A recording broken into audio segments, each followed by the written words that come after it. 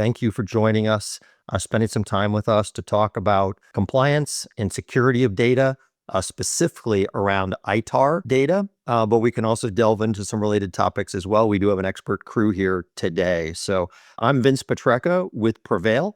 PreVeil is a provider of encrypted email and file storage and sharing solutions that are really designed with features to address DoD compliance and State Department compliance requirements around ITAR and controlled unclassified information. And so, we'll come up, you'll hear about us a few times during the session today. I've been with PreVeil about 7 years, and I head up the sales and partnerships organization at PreVeil.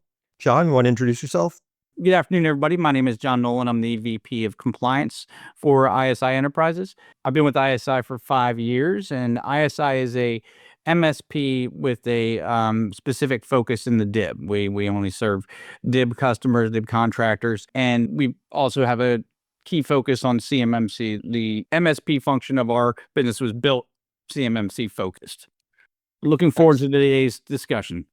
Excellent. Well, glad to have you here. Really pleased to have you as a PreVeil partner, John. And we completely respect your focus on the DIB. We focus very much on the DIB ourselves, and we know how valuable that is to that community when you put your efforts strictly on that community. Alicia, do you want to go next? Sure. I'm Alicia. Hello, everyone. I'm the Chief Operating Officer of Applied Ocean Sciences. Okay.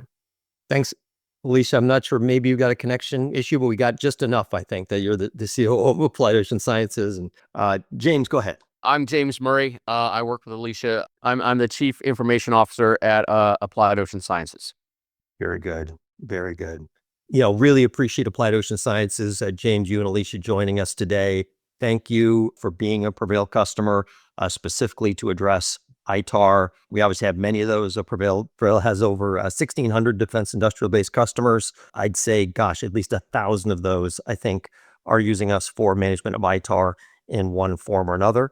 Many overlap with controlled unclassified information, or CUI, but not all of them do. And so I think we're really intrigued to hear about your use case today, how you've addressed the challenge of ITAR, and how you've leveraged, the benefits of PreVeil to do that for you effectively from a productivity standpoint, but also effectively from a cost standpoint as we go through this today. But I think first I'd like to make sure we all level set, with the visitors that are with us today to talk through just ITAR in general. And really pleased to have John with us from ISI as an expert in the ITAR space. John, do you just want to maybe do just a little background on what's unique about ITAR? How is it, addressed and managed by the State Department? What does it mean for companies out in the defense industrial base? No, absolutely. Yeah. So ITAR, and I'm glad you mentioned earlier, it's not to be confused with CUI. While the two overlap, there is often confusion about if is one always the others, and it's not always the case. But ITAR, or the International Traffic in Arms Regulation, is a standard of protection or calls for standard protection on the data included. That's at a higher level than you'll see for most CUI, for most non-classified information that you're going to be dealing with. Some of the key points that come into play are things like geo-locking, making sure that data doesn't reside on CONUS areas, outside of the U.S., making sure those that are interacting with it and this is where cloud solution providers, a lot of consumers forget, you're interacting with the tool, but the vendor's also interacting with the tool in the background, whether it's on the hardware or actually on your software doing updates, configuration, maintenance. So it requires a higher level of background check and vetting for those personnel as well. Very good. What are some specific requirements around ITAR, just in terms of the encryption, in terms of where the data needs to be located? Let's just make sure everyone's aware of some of those basic requirements. The most basic requirement is that it be maintained on U.S. soil. It not leave. You can't have it stored even in a backup or during maintenance or for any reason outside of the U.S. or off U.S. soil. And it is mandated that ITAR uses end-to-end encryption. I'm sure you guys will speak a bit about PreVeil specific encryption that meets that. But, the encrypted data is key. And like I mentioned, the other huge piece that people always get is the U.S. soil and the background checks for those interacting with it. Exactly. Yeah, no, I think that's key. Encryption is a key aspect, as you mentioned, on U.S. soil. the encryption aspect. And PreVeil makes it really easy because with our end-to-end encryption model, which by the way is based on FIPS validated algorithms, and I think one of the ITAR specific requirements is that you're using FIPS. I think it's almost like FIPS-like algorithms. Ours are actually 140-2 validated is really standard, and that's ITAR for CMMC. Pretty much any standard you're going to come across when it comes to encryption, it's FIPS 140-2. Right. And it gets tricky because it has to be validated, not authorized and not checked, but validated. And so, Right. Right. And as John mentioned, it also incorporates not just the people who are seeing the data, right, the end users, but people working on those systems, the cloud systems, if you're using a cloud system. So it's very important, for instance, with PreVeil, we leverage AWS GovCloud for our ITAR customers. That's a sovereign managed cloud with only US persons, operating on that system.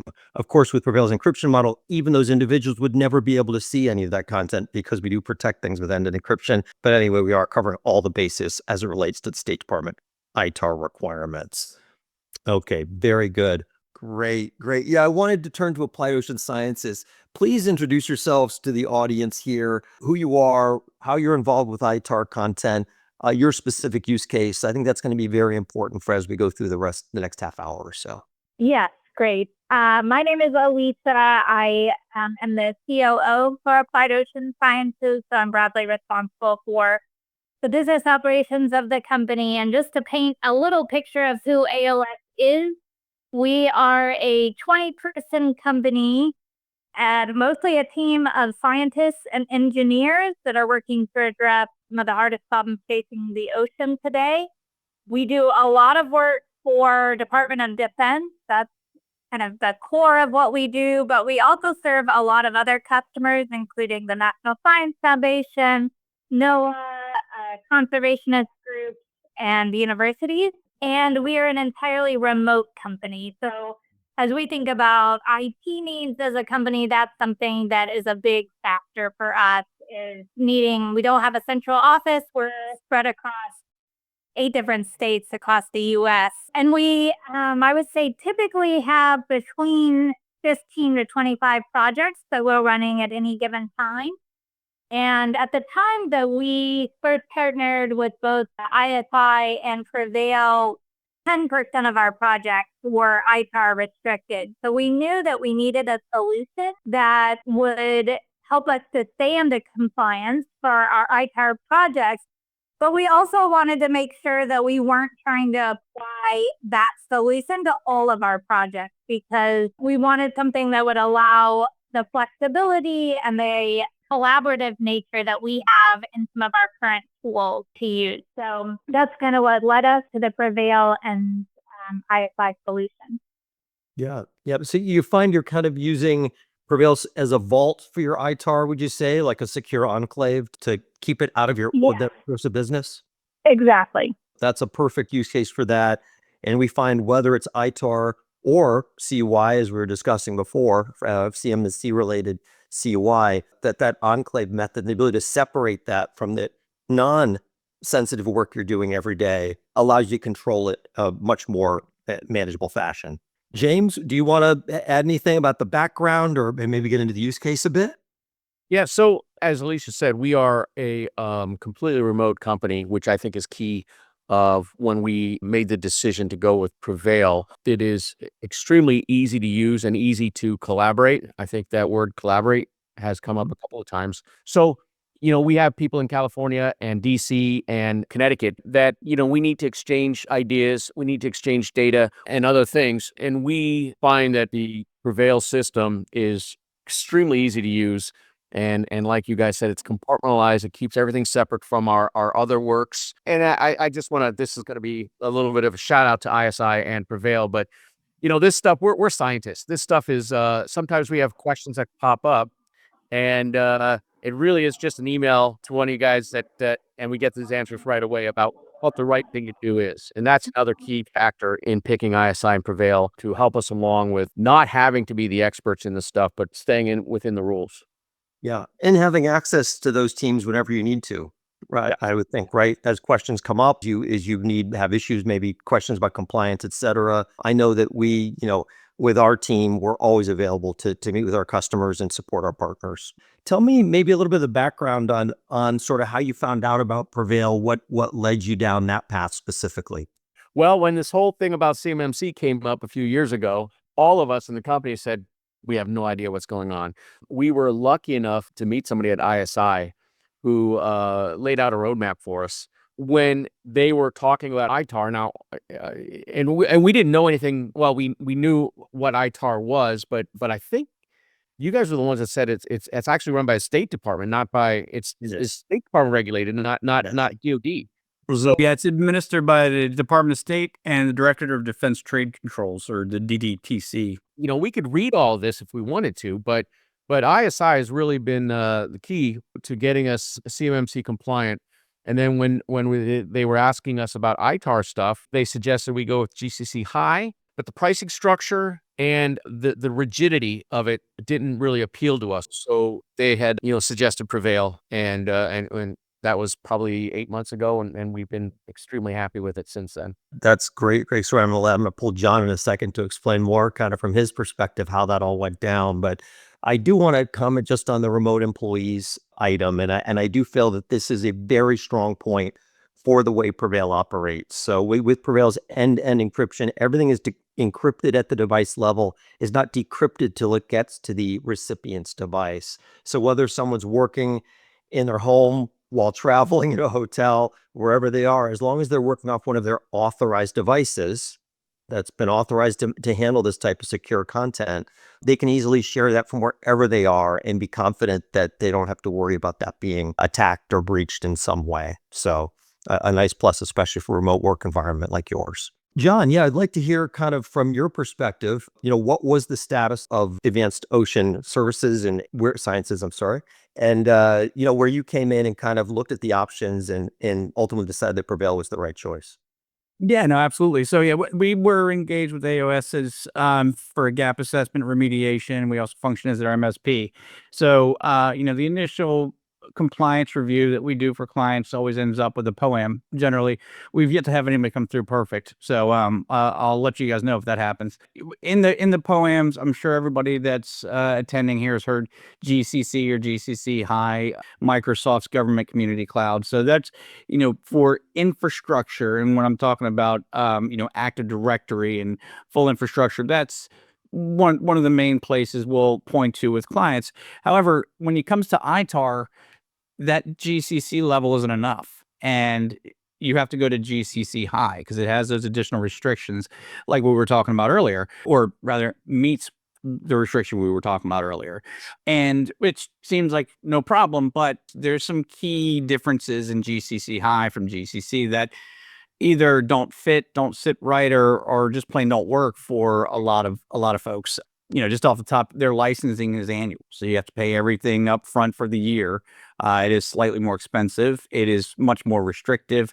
Whereas GCC shares an environment with commercial, GCC High shares it with DoD. So it's much more restrictive. And really what that means for end users is less functionality. So in cases like that, we look for something that can protect that ITAR information, because that's the piece that's putting you up there without disrupting the rest of the apple cart. And that's where PreVeil really fit in nicely as a solution that can come in and protect that data, allow us to still, have the infrastructure set up, still have the endpoint management in place, still have the rest of the, guards at their posts, as it were, but also have that additional boundary around that ITAR information.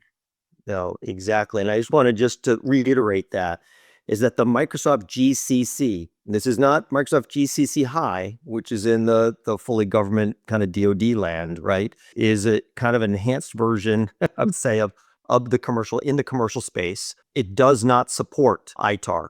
So any of the State Department content. So in some cases, it can be used for CUI management, and I assume expect that's how it's being managed. Yeah, definitely used for CUI.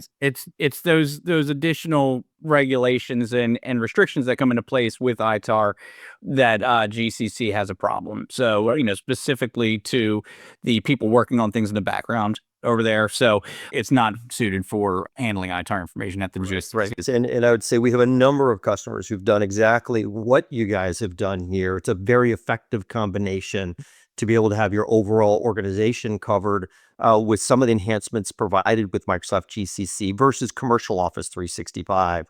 And then also to add PreVeil on top of that for not just securing the ITAR content in a compliant fashion, which is absolutely critical because you don't want to deal with investigations and fines associated with ITAR non-compliance, but also because it just makes it easier to manage in its separate, I'd say, vault, right, as I like to call it. And so you can administer it according to the rules you need to for ITAR, and it's not all just mixed in with everything else that you have across your organization. So, and then help me understand on the GCC option, you mentioned like just more expensive and something about the payment timing or something like that.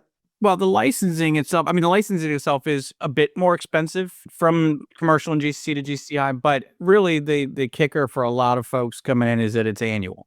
So you have to pay for a year up front for your licenses, which, you know, I don't know about you guys. I usually don't have 300 grand in my pocket to pay for licenses for the year. So I'd much prefer to spend, you know, my $300 a month or $3,000 a month, whatever it is, and they just don't offer that. It's annual upfront, so you have to pay the license. You know, if you have a very dynamic workforce, it causes a problem for that as well because you're going to have licenses that you're paying for that you're not using, likely. So things like that. Yeah, give us a sense for how easy it was to get PreVeil up and running for Applied Ocean Sciences. Well, I mean, I'd say without sounding like an infomercial here, I'd say that's our favorite part about working with PreVeil is, you know, in terms of our interaction, it's really connecting PreVeil with our client folks like James and Alicia, and you guys really took it the onboarding right from there. You know, we'll lay out things like data flows and where the protected information is, what needs to go, and then it's all done from there. I mean, as far as our interaction and end user interaction for what that lift is, other than the information about your environment, it's installing an agent on your laptop. So it's very simple on me and my team as well. Great. Excellent. And I just throw it over to Alicia and James. Maybe if you can comment a bit on what it took to get your team up and running with the PreVeil platform. I would say Jim and I were nervous about using PreVeil at the beginning just because we thought it would be a big learning curve for our team. Some of the particular users that we were having that needed to be on the PreVeil system are some of our hardest users from an IC perspective. They just have their own ways of doing things and are reluctant to try new solutions. But I would say from my side, I was really amazed at how easy and seamless it was to get onto PreVeil. And now it's just really integrated into our workflow in a very easy manner. Thank you, because it's really appreciate you saying that. Obviously, that's how we designed the PreVeil model. From the start, one of our principles was cybersecurity needs to be easy for people or they'll look for ways not to use it. So we knew it had to be simple. It had to be integrated with work processes and workflows. And if you could do that, people would use it. And that really contributes to actual security of data. So thanks for saying that. James, anything to add to that? Well, I'll second what Alicia said. It's very flexible. We were up and running after our phone call, I think. I believe we get warning messages if we need to do something and like we need to add somebody as a extra layer of security or something like that. So it's very, very intuitive, very flexible. And as Alicia said, she said it kindly. We have a group of eccentric scientists that tend to push the limits of the IT person, and they're all very happy with it. So if they're happy, then everybody will be happy. I'm very pleased. Now, Alicia was a bit more politically correct with her phrasing, maybe, than you, James, but that's okay. We appreciate. No, that's really important. Like for user adoption, to have a low hurdle from a training perspective, easy for people to use, easy for people to follow from a policy perspective, and just to reduce the amount of errors that people can make. Having that separate PreVeil environment, it's very hard to really make errors in terms of where this content is, and always ensuring that it's in a compliant environment, whether you're sharing it internally or sharing it externally, which you can do with PreVeil as well in a compliant fashion when you need to. Of course, as long as you're sharing with an authorized person who can see that ITAR content on the other end. And PreVeil even has capabilities around that, where you can make sure you're limiting your sharing of that content to authorized individuals. So very important from that perspective. John, I wanted to go back to you because I don't feel like we've had a chance to learn a little bit more about ISI and what you're doing overall in the defense industrial space, and specifically how you're helping your customers and clients address ITAR and CMMC compliance.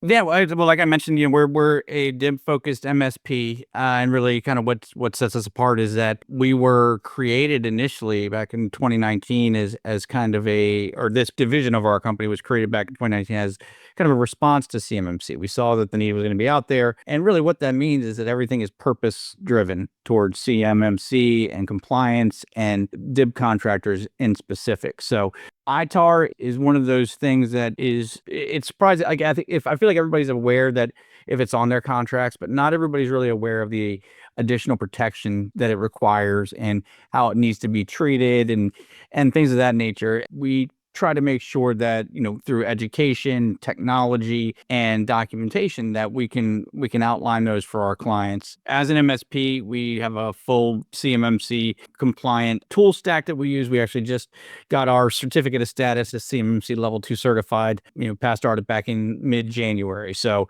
we were able to kind of put ourselves through the paces and make sure that the processes we're going through that we also do for all of our clients are valid and tested and affirmed. We help our clients throughout that journey, monitoring management of your IT infrastructure, but also your compliance and maintenance journey on that road as well. Excellent. I mean, teams like yours, so important in this space right now. There's a lot of new information out there around compliance, a lot of new requirements. Many defense contractors need assistance, and so glad that we can partner with you to find so many instances where we can help people find a cheaper, faster, better way to that compliance, including this team right here. No, absolutely. And if I would say anything to the assembled group, it's that like you said, there's so much information out in the space right now, and it's not just finding a partner to help you through. It's finding that trusted partner, because that piece is really big. If we're being completely blunt and honest, there's a lot going on in the compliance sector of the DIB right now that is not in concrete. It's not chiseled in stone yet, but you'll get a lot of opinions presented as facts and a lot of people pushing down certain ways. And the truth is there's more than one way to skin a cat, if we want to talk about not being politically correct, saying that. For each of these controls, each of these requirements, each data type that you have to protect, it's about your company that protecting that data in the way that makes best sense to you while still achieving the goals that are required. I would just make sure that you don't believe everything you read out there, for sure, and then make sure you have a trusted partner with you to go through this and help you navigate. Exactly. And James, Alicia, if you could just maybe pile on, like what have you seen as the benefits of having ISI help guide you through your journey here? Actually, I love the way ISI is responsive to all of our questions, and we have lots of questions as a MSP for us and getting us compliant with the CMMC. We usually get a response if I ask a question within an hour. Their customer service is just incredible. I am super happy with the way that if they can't email the result, they'll give me a call and they will sit with me until we have a solution. That's just incredible to me. No, it's great. When you can find a partner that has the time to spend with you like that and cares about your situation, hold on to them. They're not everywhere. Anything more that John, Alicia, or James that you want? I was just going to give a couple minutes about PreVeil, but before we go to Q&A. But before we do that, I'd like to make sure we've covered any content, anything that you would have liked to bring out that hasn't come out yet. Please speak up. No, I think we've covered everything very nicely. I see there are a lot of questions popping up in the board there. There's a few quick ones that I'll type an answer to, but I guess we'll also get to those during the Q&A section. But no, it's all yours. Absolutely. Yeah, and I know not everyone on the line here. Some of you probably have exposure to the PreVeil platform and the PreVeil team, but I just want to make sure that you're clear about how we fit into this. As the actual platform for supporting ITAR. That PreVeil is a secure encrypted email file storage and sharing platform. Our file storage and sharing is going to look a lot like OneDrive. It's going to look a lot like Dropbox, but it's going to work in a completely secure and compliant fashion for not only ITAR, but for controlled and classified information, CY, meaning CMMC requirements. Many of our customers use us for both. So we have about 1,000 clients of ours that use us for ITAR. We've got about 1,500 using us for some combination of CY or ITAR today, and we're growing at quite a clip given the current requirements out there, especially new ones in the CMMC land. We do operate our system completely in AWS GovCloud. That's a FedRAMP high impact rated cloud service, completely support from US persons in that. We are based on end-to-end encryption, as I mentioned. Many services out there are based on encryption in transit and encryption at rest. With PreVeil, it's end-to-end encrypted, so even we can't see any of your content. AWS would never have any access to any of your content. That type of security makes us well-suited for ITAR security. As mentioned, we do use fully FIPS-validated encryption algorithms. From a CMMC perspective, or the CUI side of things, we are fully FedRAMP certified. We meet the FIPS requirements. We meet the DFARS 7012 requirements for incident reporting and media preservation, sometimes known as DFARS clauses C through G. So we're providing all of that, comes with every one of our solutions for our Gov community. Customers, PreVeil email, it can be accessible to any of your users via browser view, or we have integration with Outlook, we have integration with Gmail, and even other mail clients as well. And I mentioned on the Drive side, you have access in your browser, but you can also have optionally that synced to your File Explorer or Mac Finder if you're on a Mac. So you can actually access the content, update it right out of your file system. We'll make the changes and save all those changes encrypted in the AWS GovCloud. So that's how PreVeil works. If any of you are interested in learning more about how PreVeil can help you with ITAR, CUI, or both, just please reach out to sales@preveil.com. or just come to our website and you can obviously reach us through that. So be happy to help you with that. Anything else you'd like to say, John, about ISI before we get to the Q&A? No, I think I've loaded everybody down with all the information we need. Let's jump to the Q&A. Great. Let's jump to the Q&A then. So let's take a very basic question. This is PreVeil certified for ITAR? Yes, PreVeil meets all the requirements that the State Department puts on a platform for handling ITAR.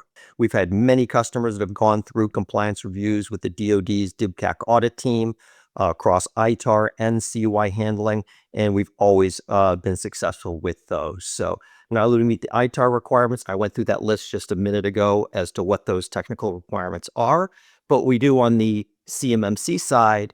Many of our customers have gotten perfect 110 of 110 scores on our CMMC assessments, whether those were DoD assessments, the Joint Surveillance Voluntary Assessments, which were between C3PAOs and the DoD's DIBCAC audit team, or in the new C3PAO assessments that are happening here in 2025. Here is one, and I'm going to stumble on it a bit because I'm not sure which of the two of you, which of the 5 of you are best suited for this. But it says, is there an export resource process to enable ITAR information to reside in OCONUS, or does information need to be stored CONUS and accessed by approved personnel through the web? Yeah, I can take that one. There's not a process where you can take ITAR information and move it OCONUS. It needs to be protected and kept on U.S. soil, be accessed by U.S. citizens, and those are kind of non-negotiable rules that come with ITAR. But what we usually see, if you're outside U.S. soil, you shouldn't be accessing. But what we have seen in the past is things like if you're setting up an enclave and you have a virtual machine in that enclave that you're accessing to get to that ITAR information, it would certainly be a more complicated setup, but there's options available. But at the end of the day, it's kind of a non-negotiable U.S. soil, U.S. citizens for ITAR. Yeah.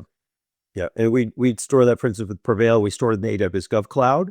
Now, that content can be shared with authorized persons overseas using PreVeil's encryption method per the carve-out 120.54 that came out of 2020. So using PreVeil and its end-to-end encryption, you can share with authorized individuals, always authorized individuals, whether they're domestic or overseas. Here's another question from Murphy. So it sounds like ITAR is very cyber focused. Are there any QMS? I'm not sure what QMS stands for, but Quality management system. need to be in place, for example, documents, procedures, etc. I can take that one as well if you'd like. So there's no specific QMS that's mandated by ITAR, but the thing with a lot of this is it is technical based, but there's always other pieces to it to come into play. I would say employee training and awareness is one of those things. A big one that you're going to see a lot coming in the next year is that supplier and subcontractor compliance and validations with that flow down check. Supply chain readiness is going to be a big piece of what's coming up with, for instance, NIST 800-171 revision 3 that came out January before last and will be the next iteration of CMMC when that comes up. Very heavy on supply chain. Your documented procedures and records, that's a huge piece of QMS that does fall into ITAR requirements. Those documented procedures, policies, and records are, a must-have. And then just the actual controlled access and security from it as well, making sure you have a physical if it needs to, but at least a digital IT infrastructure to satisfy that. And I'll just add, John, maybe it's obvious, but any of that ITAR content that overlaps with CUI or would be considered controlled and classified information is subject to all of the controls that are much more sophisticated around CUI handling and the CMMC assessment process. For sure. So you'd want to check, are you operating under DFAR 7012 clauses in your contract? Have those been flowed down from your customers? And if so, be aware that some of the content you have that's sensitive could fall into that category as well. All right, here's one for you, Vince. My understanding, says Joe, is that data secured in PreVeil is downloaded onto the local laptop or workstation. Reviewing the PreVeil shared responsibility matrix, it says that PreVeil is completely meeting the controls, but I'm concerned that the compliance scope will bring in those assets. This actually sounds more like a CMMC question. Yeah, it sounds a little more like a CMMC question than an ITAR question, right? The ITAR question really is always about transit out in the network, about the traffic and the exporting of this content across, it to certain individuals, who's it's being shared with. So for ITAR, the concern is if you're using cloud-based system, that the cloud-based system meets the ITAR requirements, and that's what we do with PreVeil. In this case, maybe we're pushing a little into the CUI side. Yes, if you do have content, but not just content on the device, if any device is processing CUI, so even if it's not stored on that device, if you're pulling it out of the device, running it through software, et cetera, even if it's being saved in the cloud, that device is still in scope and is subject to endpoint controls. I know at PreVeil, we have a whole guidebook around how to have you make sure your endpoint devices meet the controls. It's not magic. It's just following a procedure to make sure that you've got the right endpoint controls in place. We have time for one or two more. Yep. This is kind of going more to what we discussed at the beginning of the session, but I asked, how do ITAR, CMMC all fit together for total compliance? John, you want to get cut at that first? Sure. So how do ITAR and CMMC all fit together? So really what it is if you look at the crosswalk, and I think a lot of the questions that have been asked so far are kind of leading up to this. So this is a good question to have here. Just as the previous question about endpoint control. You have CUI and then you have ITAR in terms of sensitivity and handling and requirements. You need to have your full infrastructure ready for that. Like Vince was saying, anything that stores, the key three terms to remember are store, process, and transmit.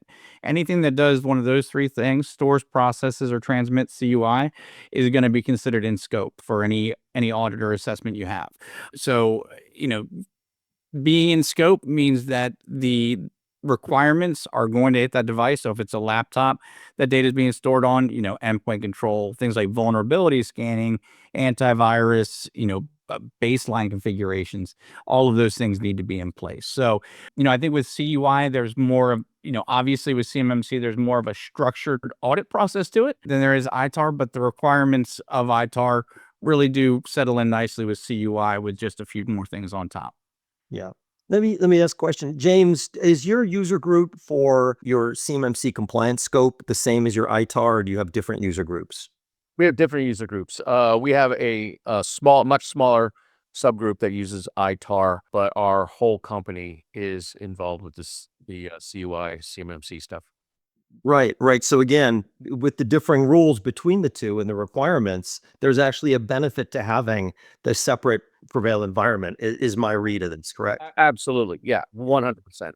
Right. So as John was saying, there's intersection, but there's also differences. And if in this case, if you need your whole organization to be compliant for NIST CMMC, it made sense to go down the path they did with Microsoft GCC. But to address the ITAR concerns that GCC can't handle, now you have a smaller group that can use ITAR in a much more cost-effective way for that specific enclave of users. And we do find that many companies, whether it's for CMMC or ITAR or both, really enjoy the fact that they only need to cover a certain set of their employees. They don't need to have the entire company be in that compliance boundary. That saves them a lot of money, not just up front, but over the years as they need to maintain that compliance. Yes, absolutely. As Thanks. we have to be budget minded. All right.